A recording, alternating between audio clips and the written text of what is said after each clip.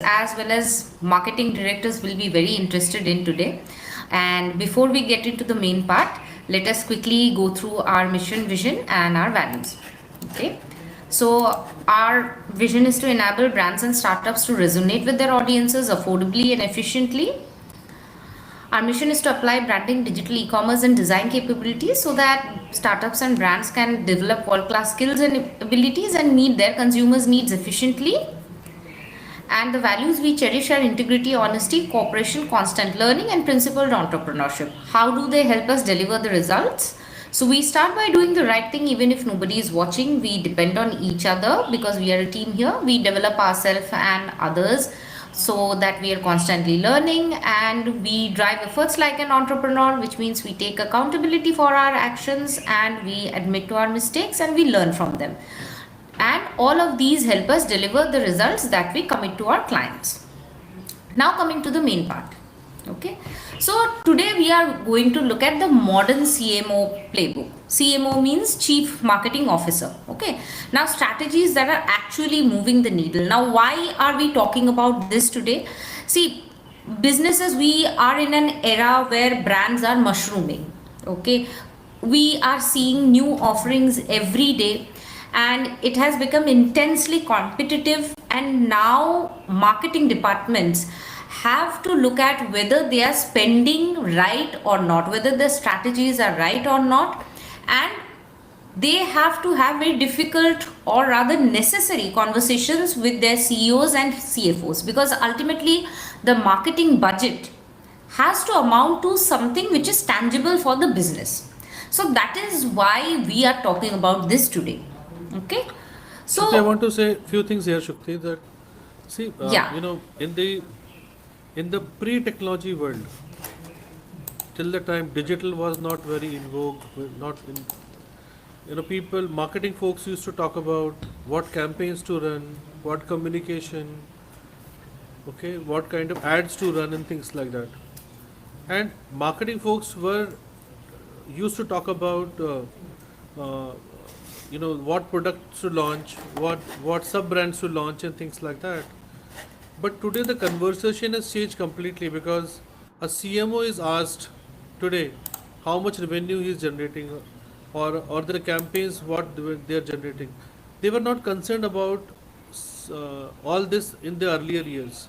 But with the evolution of technology today, uh, the job of a CMO has become much more grounded to what is happening in the marketplace. So, so the modern CMO's playbook has changed. It is altered a lot. It's upgraded a lot.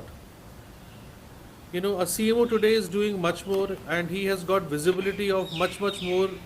Uh, you know, he or she should be able to communicate how they are adding value to the business, and that's why modern CMO's playbook has changed, and the strategies that are needed today are are vastly upgraded than what it used to be in the past. So every CMO to survive today and thrive today, they need a new playbook. We are going to talk about that playbook in this presentation. Yes, and as Avinash rightly pointed out, this has upgraded. And see, we being an ROI focused marketing agency, we believe that these conversations had to be had, because if ultimately marketing is not helping a business thrive, then we will be like, everybody has the right to question it. So we have to look at it from a critical point of view whether it is making sense business wise or not. Okay, and that is why we are talking about this today. So first of all, what is happening on the marketing front? Okay, CMOs today are drowning in execution. Okay, instead of just focusing on the strategy part, what we are seeing is that CMOs today are looking at tasks. They are even completing tasks, whether it is creating campaigns or writing copies or designing or whatever it is, and they are looking at how the ads are being run and everything. So there's a lot on their plate. This is especially true for small and medium sized businesses, and in a lot of cases For startups and small businesses, the CEO is the CMO. So they have really a lot going on. Okay, and being stretched thin is being glorified. Okay, so when you are constantly busy, that is something which is being admired, that you are high performing. You are not. Adding more pressure, it just paves the way for burnout. It does not really accomplish anything if you cannot actually sort out your tasks and you keep piling more on your plate. Okay, and this is not okay. This is where we start off today, that this is absolutely not okay, because 48% of CMOs today are on the verge of burning out. This is a very, very high number. They are expected to own the brand, the revenue, technology, customer experience, data, everything. As Avinash said, that the pre-technology boom era was very, very different. Nowadays, you have the digital channels, you have very precise kind of data coming in, so you have to look at that also. We are in the era of AI, so that again is another frontier. So a CMO has to kind of navigate all of this, stay on top of all of this, and on top of that, worldwide marketing budgets are getting higher but delivering less ROI wise. So the companies, what they do there is that if something does not make sense for them, the first thing that gets the snip is the marketing budget. Okay, so the CMO has to justify themselves on the back of shrinking budgets and just so much to stay on top of it that they are virtually burning out. Okay, and this is where they have to take cognizance of the fact that something fundamentally has to change, the way they approach their role and the way they approach marketing logic. Otherwise, things are not going to change, and we fear that a lot of businesses will come under revenue pressure as well. I believe it is already happening. Okay. 47% of buyers today consume significantly more content during consideration than any other stage.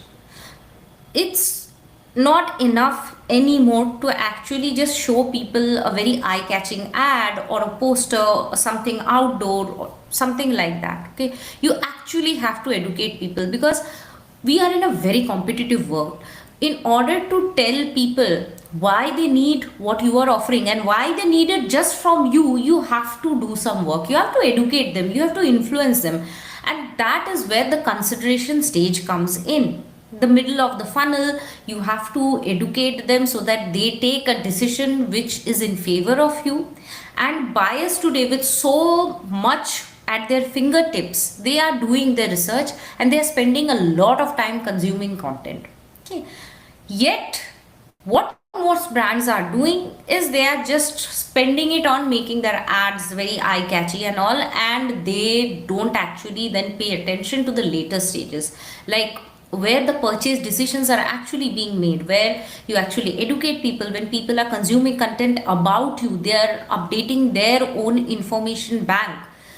That is what remains neglected a lot of time. And retaining customers is very, very important. In If you talk in terms of sheer arithmetic, one day you'll run out of new customers, because we come with a finite population. Even though we are billions, but still, by sheer number of, by sheer maths, one day you'll run out of new customers. So you have to retain your existing customers, and they're cheaper, because you don't have to educate them once again, you don't have to influence them to take action in your favor. Once they are onboarded, if you can nurture them and keep them, that actually helps you grow, because they keep buying from you. A mere 5% in retention can actually grow profits by 25 to 95%. Okay, and what we want to say here is, this funnel today has evolved a lot, but you have to ask yourself, has your marketing strategy kept up? That is what we will see. Shukti, I want to say something here. You talked about B2C scenario where brands, you said that brands are running a lot of television ads and things like that. So that scenario is changing. More and more brands are putting money behind influencer marketing and things like that. But if you look at a classical B2B situation, most of the brands, they are just out there. They don't want to educate their customers. They don't want to give them more information about the product, the reason, and other things. And their expectation is that, as long as we are there, people will buy. But today, competition is coming from all circles, and and creating top of the funnel content is no longer useful, because what's happening is that top of the funnel stuff is readily available. You go to a chat GPT, top of the funnel content you will get on fingertips. But but but the moment customers start to ask a little bit more question with nuances, that's where that's where the answer is missing.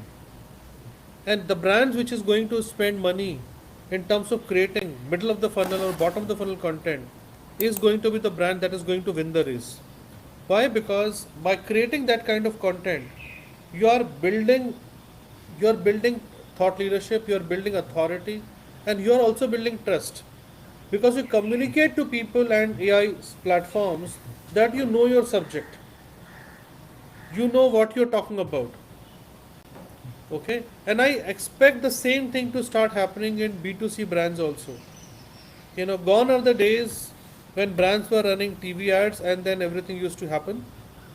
Today, consumer is getting more influenced by an influencer who talks about the merits and demerits of products, and the brands who are only saying that we are the greatest thing in the world on television ad by hiring a celebrity are going to find it extremely difficult to survive, because customer churn is going to be very, very high, because customers getting influenced by information that is there. And the Gen Z today is not going to just like that take it for granted. They are looking for more information, and the information is available. Plenty of information is available, but the right information is not available, and that's what is the middle of the funnel and bottom of the funnel content, and that's what every brand has True. to start providing. So the CMO True. CMO has to look into it, okay, along with his team, that they are not overspending on money in top of the funnel content all the time. And if they don't pay attention to it, it is going to be a difficult situation. True, absolutely true. And Fortune 500 CMOs today say that their responsibilities include innovation, AI integration, customer experience, and only 14% CMOs say that they are effective at market shaping.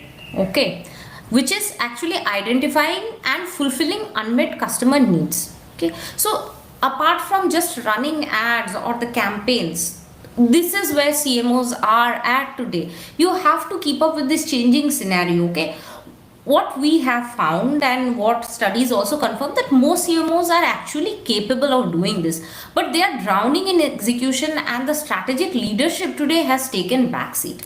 And this is something very important. I believe we all have heard the adage that yes, definitely work for the business, but also work on the business. Now, working on the business is something which is now getting neglected by a lot of CMOs. Okay, the company where the CMO is effective at market shaping are 2.6 times more likely to exceed both revenue and profit goals. Okay, because once you give direction to the business, once you set systems in place, once you have a fair idea of the market and you kind of make sense of where you want to go with it, instead of getting caught in more everyday kind of tasks, is where growth actually happens. Okay, so Norm de Greve, the CMO of General Motors, he says that the requirements for success fundamentally change when you become a CMO. From becoming a marketing expert to becoming a general manager who is actually speaking the language of the CEO. This is where we are at now. You have to think like someone with a clear stake in the business succeeding, not just running its campaigns. You have to set that direction, and you have to make sure that whatever you are doing, you keep profits in mind. Otherwise, you will be doing more, achieving less, and that will actually push the company towards losses. Okay, so understand where you are at. This is a difficult age with a lot on your plate, and you have to figure out how to make sure that you can actually guide the company instead of just executing tasks. Now, before we move on to what has to be done, first understand what is it that CMOs are finding in their way to actually getting more done. The performance trap. Remember when we said that just having a lot on your plate and constantly working, this is being glamorized. This is exactly what we are talking about. The performance trap. Most CMOs are spending 70% of their time on execution and only 30% on strategy. So you're signing off on designs, you're signing off on copies, you are planning campaigns and everything. But you are actually not deciding how the company will evolve in tackling marketing as a whole. 61% of CMOs today cite balancing long term strategy with short term execution, the single biggest challenge. Because quarter by quarter, they have to make sure that the company is hitting its business goals. And if you have shareholders or other people like that, then this becomes doubly difficult. Okay. Now, this is also accelerated by constant disruptions, whether it's in the form of meetings or some other things that happen. The CMO gets into it, day to day disturbances, and this is what is taking that time. The more executional work a CMO does, the more likely they are to experience stress and their performance worsens. So, this creates a vicious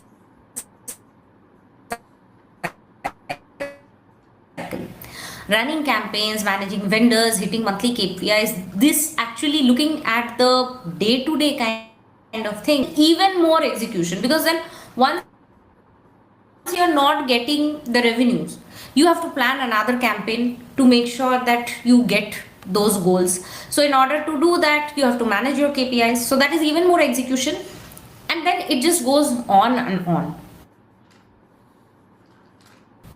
Okay, out. Okay.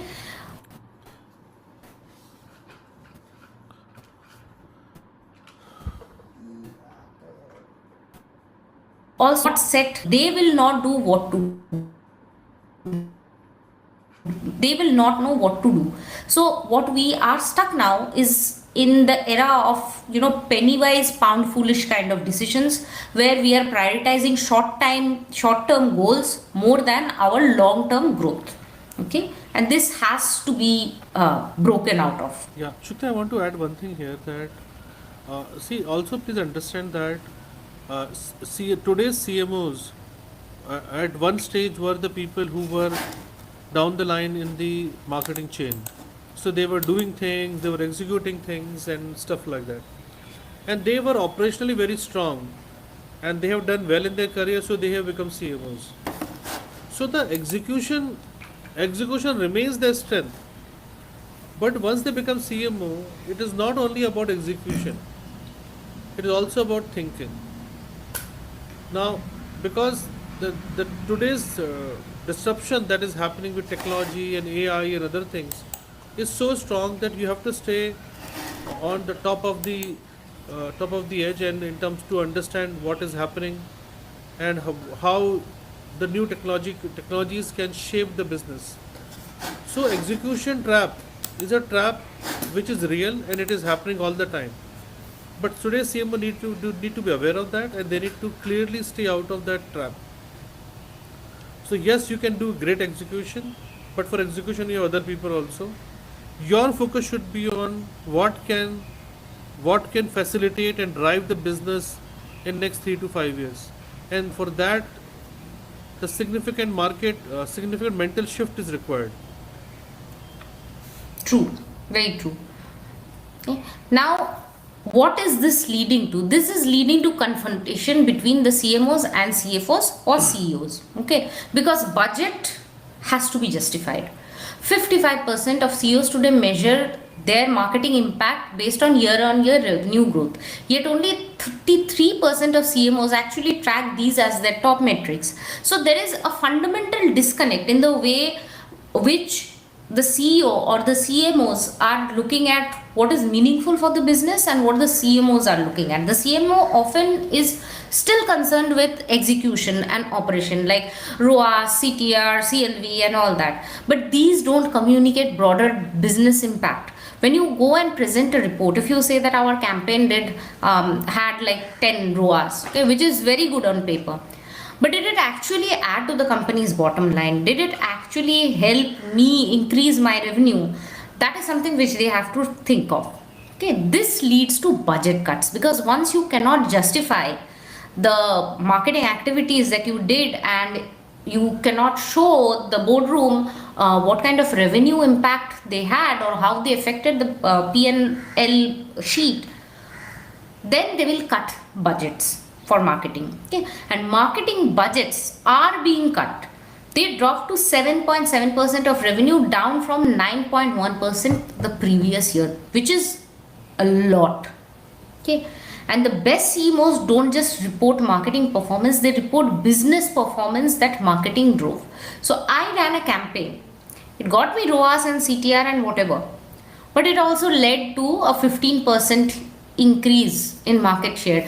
That is something which CEOs and CFOs are more interested in, and that is where the CMOs need to go. There has to be a fundamental shift in the way they tackle their role, the way they see themselves operating in the company.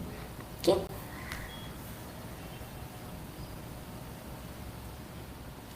Now, so in order to look at this shift, what is it that the CMOs actually have to look at? The metrics that actually matter in the boardroom. Clicks, impressions, open rates are fine, okay, but they are for whether the campaign was good or not. But what the CEOs and CFOs will look for is revenue attribution, how much it actually netted them, okay. Market share trajectory, did it actually help you increase your marketing share in the market? Brand equity as a financial asset. Brand marketing is a very powerful financial lever. If your brand is strong, people will seek you out among the sea of competitors and keep coming back to you. That is where the real magic is. The return comes from investing in practices that move influence, trust, and choice. And this part, building up the brand equity, is often neglected. And this is something which creates a bit of a dilemma because even in our experience, when we talk about brand marketing or building up brand equity, we often face this question, give me the figures. Now, when you talk about branding or creating brand centered activities or building up your brand equity, there is no immediate figures that can help you say that, okay, so I have done this, I'm building up brand equity and that is leading to this much change. But over time, let's say in 2 to 4 years, it will manifest, and that is the amount of time we have seen most business owners are not ready to wait for. But it is very, very important because unless this alignment happens, the business and the brand itself will suffer. And that is unfortunately which a lot of even veteran CEOs or business owners today don't understand. And that is where we are at. In fact, Shakti, with the evolution of technology today, uh, doing revenue attribution uh, and the other things has become very easy because Yes. there are so suppose, let's say, for example, if you track your data and try to figure out from where the sales is coming and things like that, you will be able to attribute lot of revenue increase or a lot of revenue to a lot of activities that you are doing, and True. you will be able to take a very, very good guess that what is working, what is not working. In the past, what used to happen, we used to run campaigns and we never used to know what attributed to sales. So, and it also used to happen that you are running television campaign, and because you're running television campaign, sales guy will go and push more stock to the distributor, distribute more stock to the retailer, and they all feel that because we ran that TV ad, we got more sales. But what if the TV ad completely bombed and the stock is sitting at the retail? today those kind of things are Very can be easy to avoided. track. Yeah, so today it is much more easier to track. You can make safe bets. You can run small experiments to figure it out, what is working, what is not working.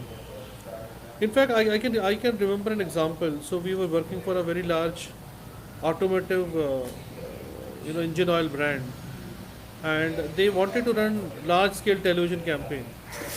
What we recommended was that, let's run first on digital. Let's find out what is working, what is not working. And we made multiple variation of the TV ad, and then we ran all of them on various digital platforms. We looked at data, we figured out which campaigns are working well, and the video ads that are working well, we put them on television. And the brand actually saw significant increase in market share. They saw significant throughput in retail data. So, so with data, a CMO should be able to talk about these things in a much more uh, easier manner. So, in fact, the current era is more boon than a bane for a CMO. The only thing is that it needs market shift. It needs mindset shift for it to be successful. True, very true. And this is where most people are stuck with, but this has to be done. Okay, like this point of view shift, like we are saying, a busy CMO says that what do I need to deliver this month? Okay, and I think this is extremely common. We all face this, we all feel this at some point or the other, but we need to move beyond this. Yes, deliverables obviously are important, but beyond that I have to do more. Okay, a strategic CMO asks, what does this organization need to be known for in the next 3 years? And what does that mean for what we do today? Okay, this is why figuring out your brand's core is so important, because if you don't have that clarity of vision, you cannot steer the brand in that direction. And the CMO has to have that clarity of vision. They have to think and figure out where they want to take the business and what do they need to do, because see, brands are built on consistency. So if you want to build your brand, you have to create this strategy which actually incrementally adds to your brand's equity, and you have to start now to do that, and you have to stay consistent there. Okay, so this strategic shift is very important. Okay. Now the three bets the best CMOs today are placing, at least what we have seen. Okay. Number one, they view the brand as a compounding asset. Like I said, it incrementally grows over the years. Brand is like an infrastructure. It's not a campaign. Campaign based thinking had its day. Okay, now you need to move beyond that. A brand is not defined by campaign, but think of it as an entire ecosystem, and that is how you need to grow it. What happens in one part of it affects the whole brand. So you have to think holistically. And the brand that the CMOs think of as a compounding asset, they look at it in terms of long-term efficiency and growth. Okay. Remember this, campaigns create spikes, and spikes will always come down. But the brand creates the slope. It actually helps you move slowly and steadily up. Okay. And strategic CMOs, they invest in that slope even when budget is being cut. They don't cut their marketing activities just because they are under pressure. Okay, think of it like this. We heard this idiom, right, that out of sight out of mind. Today if your marketing budget is cut, so you stop spending on ads, what will that achieve? Nothing, because the moment you stop showing your ads, that slot will be taken by some other company, and people will see that, people will remember that, next time they go to the market they'll buy that. Okay, so make sure that you keep maintaining this. Secondly, the CMOs who are smart, they think of customer intelligence as a growth input. The data should shape decisions, not just report results. It's very important, and unfortunately this is very common that CMOs still look at data in terms of results and not what it is telling them. Okay, you have to feed this insights into creating your products better, into your pricing strategy, your sales, leadership, everything. And only a small fraction of the firms truly act on customer input. This is a massive loss. If you're not listening to your customers, if you're not looking at what the data is telling you, then you will not know where to focus on. Imagine this, you have two products and the customer is buying one, the other one is sitting untouched. Then that is your customer input. You need to stop the non performing one and just concentrate on what is working. Okay. Bet 3, they align marketing and revenue. Okay, they link marketing activity directly to revenue outcomes. They collaborate with sales, finance, products, and they focus on impact metrics, not just vanity KPI. Okay, a winning CMO makes the CFO says marketing did that, marketing helped us capture more market share, marketing helped us sell so much, marketing helped us add so much to our revenue. We worked with a US based retailer. Okay, and when we were working with them, we ran local ads and everything. Now what happened there is that since they have stores on ground, a lot of people checked their store's location, but they did not click on the link of the website. So if you look at the campaigns or the strategies performance, we did not really have much to show in terms of web traffic. What happened is that after looking at the ads, people flocked to the stores, and that resulted in more than 1.5 million sales. So that is what we are talking about. Be smart, look at the impact, not just numbers. Shakti, so if I can say a few things like on this, Yeah. if you look at brand as as a compounding asset, it's something which CMOs have seen for a long time. But what has happened in the execution trap, they have been forgetting this. True. So brand was always there for CMOs. Okay, they always pay a lot of attention to the brand they are trying to build.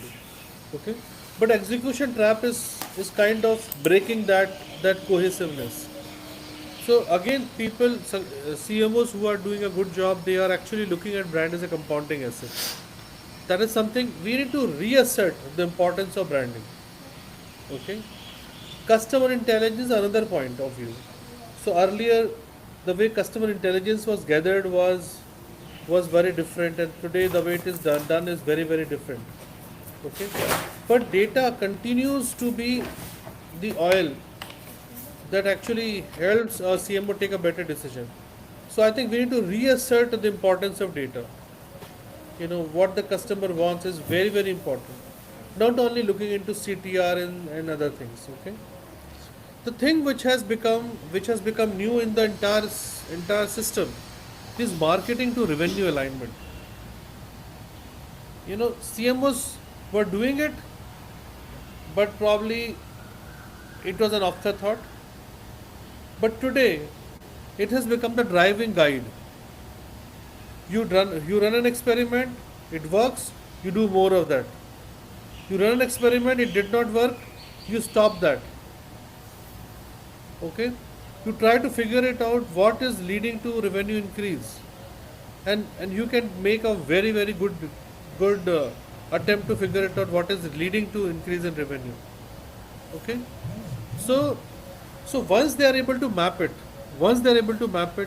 there is alignment in the boardroom between CMO and CFO and CEO, and that becomes very very empowering, because the entire organization start to look in one direction. Unlike CFO asking what's happening, CMO saying this happening, and they debating saying that, how do you know? So this market driven alignment has become a very very important thing in today's environment, and must be paid attention to. Yeah, and one of the things I would like to say here is that, see, this alignment and then brand as a compounding asset, the first thing it requires is patience. Today, a lot of people are very impatient. They don't want to invest in the brand. They don't see it as a compounding asset. They are just so concerned with their short term goals. They refuse to actually keep doing what helps in the long run. This is again a mindset that needs to change. Recently, we actually heard from one of our clients that they were impatient that their ads were not getting them any money 1 week after they started running ads. So, this is not a, let's say, practical approach, and that has to be kept in mind as well. Have patience. A brand takes time to get where it is. If you think of market leaders today, Apple or Nike or Amazon, they were not built in a day, they took time. So you have to give your business that kind of time, and you have to stay consistent in your efforts as well. Okay? And build strategies that compound and convert. So what do you need? First, you need good content. Content that ranks, definitely, like that's the first step. It gets you seen, but it also has to build authority. So you have to invest in long term education and SEO strength. And SEO today means not just SEO, AI SEO as well, because this has emerged as a very very important consumer and research touch point. Okay. Second, clear brand positioning. Pay attention to your brand score and figure it out. If what you say is not getting communicated to the world, then what is even the point? Garbled messaging actually alienates people, and that leads to loss of sales. Build that trust. Be clear. A person who can articulate things to the point and be clear about the value proposition is the person who wins. So build that trust, and it starts with clarity. Okay. Then shifting the focus to lifetime retention and lifetime value. Okay. So yes, your customer acquisition costs are very low. Congrats. But then what's the point if you don't keep that customer anymore? You have to retain your customer. A customer who stays with you, keeps buying from you, they act as your brand ambassadors in the long run, and they kind of make sure that your brand's reputation stays intact. So this is the key to sustainable growth, and unfortunately a lot of businesses are not paying attention there. Fourth, category ownership or market leadership. Okay, this is something people have to focus on. Yes, I am kind of earning money and all that, but is it getting me where I have to? Because that takes a lot more than running clever campaigns. Okay, listen to your customers, make business decisions which align with your vision, and you will get there. And you have to be patient and consistent. Then invest in earned media and word of mouth. Very very important. Your reputation will do more for you than you can imagine. And you also have to pay attention to performance and media outreach and all that, because these are the platforms which actually inform people, educate people, and influence people and their perception of your brand. So you have to pay attention there. Okay. And with all this, ask yourself one question: if we stopped all paid activity tomorrow, what would remain? What have we built that doesn't need a budget to keep working? See, a brand is owned. The kind of impression you create, the reputation you build, that is forever. If your brand is just living by constantly boosting its posts or constantly running search campaigns, then the brand does not exist. What exists is just your paid strategy, and you cannot infinitely keep your position in the market by just keep when you keep paying. That is a trap. Okay, so ask yourself this.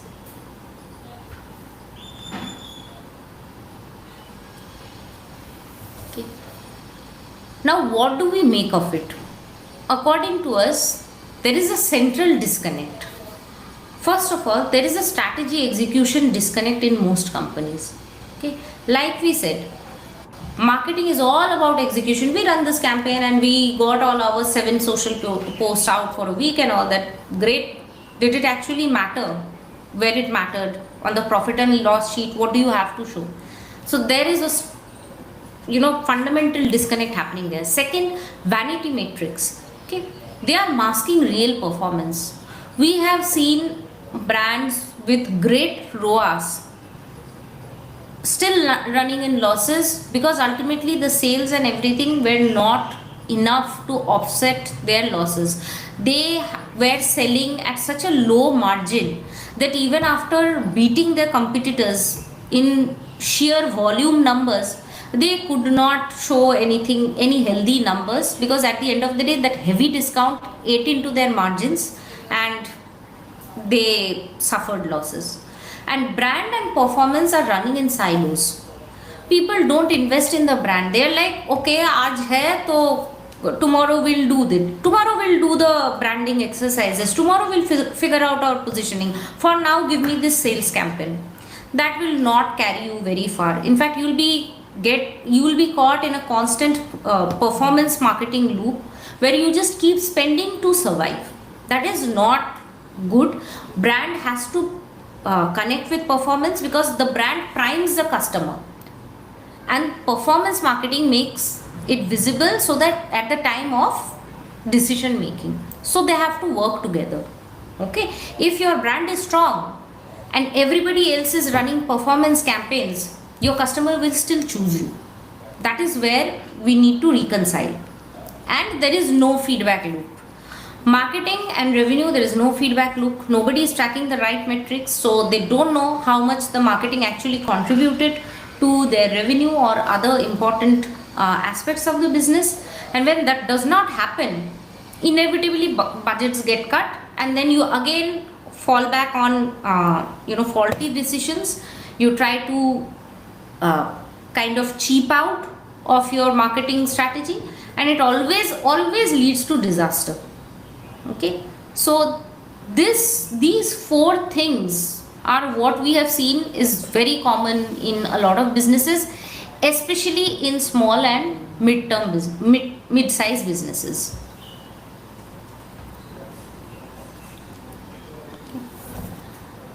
So what all do we need to strengthen if we want to get out of this loop? First, brand alignment. You have to set goals for your market position, revenue, and customer relations, because these are the three primary pillars on which a brand stands. Define your metrics like revenue attribution, market share, customer lifetime value, pipeline contribution, instead of just tracking ROAS and all. We are not saying don't track them, but go beyond it. Okay. Then clarify the brand positioning. What does this business need to own in the mind of the customer? What should they do to become irreplaceable? Okay, that is what they have to think about. What should be impossible to think about without thinking of this brand? Like if you think of awe-inspiring visuals, you probably will. The first brand that comes to your mind is probably Disney. Okay. Similarly, if you think of a premium lifestyle and kind of urban kind of peace, you probably think of Starbucks. So that is what the brands have created. They own that feeling, that mindset, which makes them impossible to forget. They become synonymous with certain things. Okay.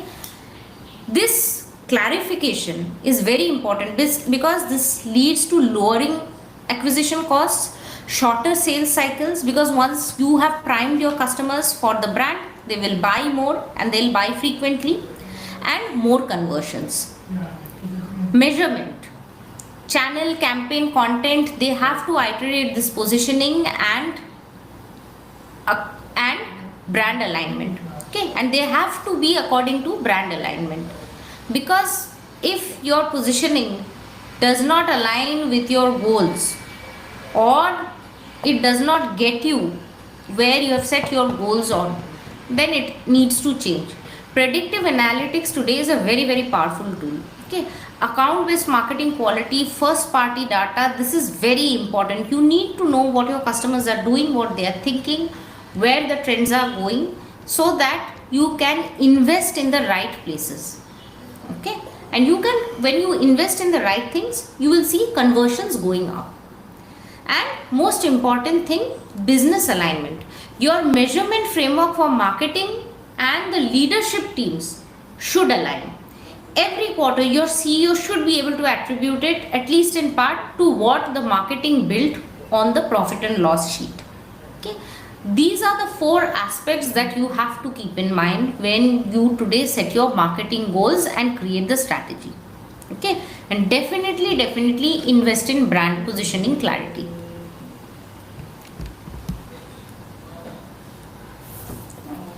Now, how do you diagnose?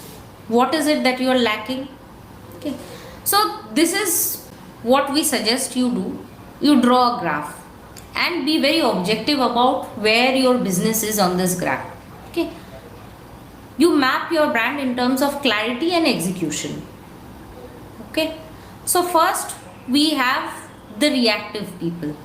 Okay, these brands are operating in silos. The brand is separate, performance is separate, there is no proper tracking mechanism, and it costs you trust, it cannot compound the brand. And here you start with business alignment. This is where you start setting the right goals and aligning your marketing efforts likewise. Okay, secondly, we have the efficient brands. They are doing good work, but they have no idea where they are going. Okay, they have a lot of likes, their campaigns are a hit, but the kind of vision that they have for their brand and the way the customers view the brand are very different.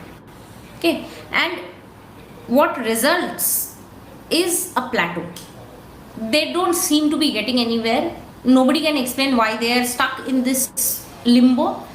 And here the cure is fixing the brand positioning, and this quadrant is specifically where we see 70% of the brand stuck. You have to fix your positioning, distinguish yourself in the market, and that is where the trust happens. Then compounding. Okay, sorry, then visionary. We have people who have a clear direction, who know what they want, but they are not consistent. So if you are not consistent, this makes your brand seem unreliable and you lose the momentum. So you have to make sure that your execution infrastructure is in line. You have a clarity on positioning and you are constantly iterating it. You are doing the right activities so that you can reach the goals you have set. And at the end, the best kind of brands, which are the absolute market leaders, compounding brands. These brands, they thoughtfully curate everything. They have a clear vision. All the campaigns, the strategy are built according to that, and the board is very confident in its direction, and they report profits. This is where we can take you as well. Okay, and the new perspective that we have for CMOs and of course CEOs, okay, you have to ask yourself, is our marketing building something or just spending something? Because if you are not clear about what you are achieving out of your marketing efforts, then you have to think of, what is the point of it. If you are just spending because you have to spend, then it is not going to get you anywhere. Activity without compounding intent is just expensive way to stay in place. Like we said, you'll be caught in a performance marketing loop. You'll just be spending to stay on top of your rivals, but the moment you stop spending, your brand is nowhere. Focus in the boardroom should be on revenue, market share, margins, and not just reach, impressions, and engagement rate. We are not saying these are not important. Do track them, but go beyond that. These are indicative of even bigger goals. Okay, brand and performance are not a choice. They are a system. You have to align them. You have to invest in both of them. And the best time to fix your marketing architecture was like 2 years ago, and the second best time is now. You get on with it. Start by clarifying your brand positioning, and then have a clear goal about where you want to go, and then strategize accordingly. Otherwise, you will just be performing. It will be like a hamster running on a wheel, getting nowhere and still sweating. Okay, so that is what we need to break free of. So that brings us to the end of the presentation. I believe Avinash wants to iterate something here. Yeah, Shruti, if you go back to the previous slide. So Shruti, revenue, margin, market share were always in the realm of a CMO. What has happened is that with so much happening, they started to get lost. and the technology takes away a huge amount of time for them. So I think it's basically going back to the basics, looking at the brand, looking at the measurement, and looking at the the compounding relationship between revenue and the spends. I think that is something every marketing person has to do. Every marketing person has to look at it. And like we talked about here, brand and performance are not a choice. They have to work in tandem. We have to drive it together. Don't lose sight of the brand to build performance. And that is something has to be the mantra for success today. So that is what I would like to add to this Yeah. last chart. Yeah, and you are absolutely true, Avinash. The point of view shift has to happen, and it should have happened actually a couple of years ago, because I think now with AI getting into our lives and marketing operations everywhere, this is now becoming even bigger a challenge than what it was earlier.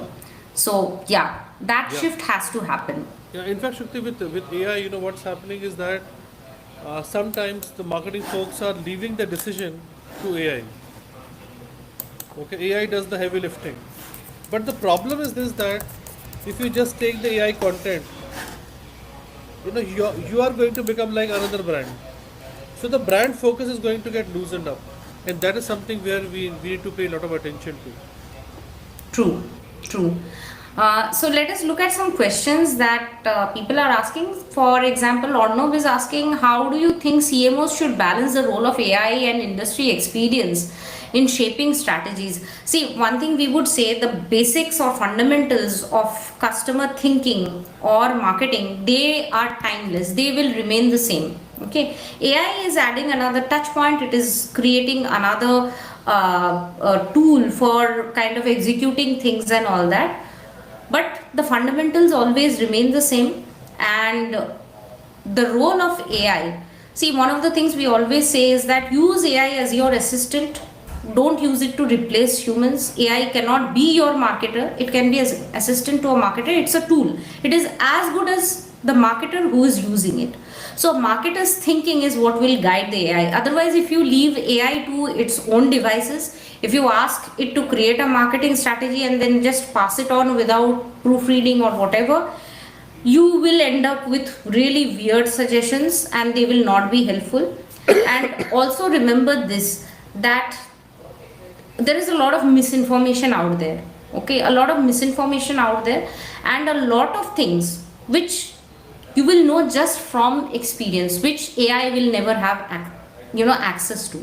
So yes, use AI, but trust your experience more. Don't stay blind to the trends, because change is happening, but still the fundamentals will remain the same. So you have to, at the end of the day, when you have to take that call, I think you should take an informed decision and trust your experience more. That is my point of view. So Shakti, I completely agree with you that we should treat AI as an assistant. We should use AI to discuss, debate, okay, frame your mind, and that's where it can be a great talking partner. Many times we just treat AI as if AI is going to take decision for you. That's the biggest mistake. That's the biggest mistake to take. Discuss with AI, debate with AI, question AI, frame up your mind, and then take a call with your knowledge, your understanding, your expertise. If you just take it for granted, then you are going to become a Me Too brand, because what it is going to say is going to be very, very generic, might not be suitable at all for you. Okay, so Yeah. that's what I would say. And I would also like to say here, see, AI actually, it looks at the available data and then gives you whatever you want. Okay. Originality, innovation, creativity, that is human domain. That is something which is outside the machine's domain. So the original ideas, the thoughts, the feelings, the gut instinct, that is something which AI will never have. So you need to have faith in yourself. I'll give you a very simple example. Let's say you are a ask AI that AI suggest a cream for me, and AI gives you this 5 suggestions. You pick the top one because AI has seen really good things about that cream. Now you put it on your face and you develop a rash. What do? So that is where the experience comes in. You have to treat AI always with some amount of skepticism. Never lose sight of your own experience and insights. In fact, Next question. in Yeah. fact, I have seen lot of wrong answers by AI. Yeah.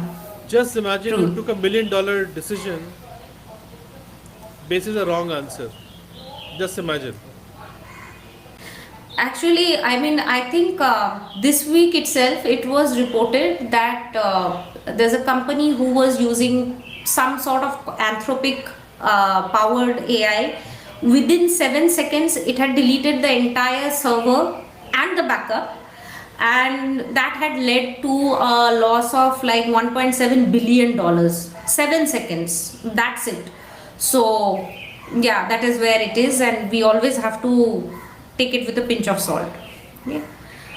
Gauri is asking what are the top metrics a CMO should look like. We said in the presentation also, look at important metrics, look at revenue attribution, look at market share, look at important metrics like customer lifetime value, look at customer retention rate, okay, and constantly look at the compounding effect, like where was your brand, let's say 5 years from now, and where you are today, how much of it you can attribute to marketing. These are the things you have to be very clear about, okay.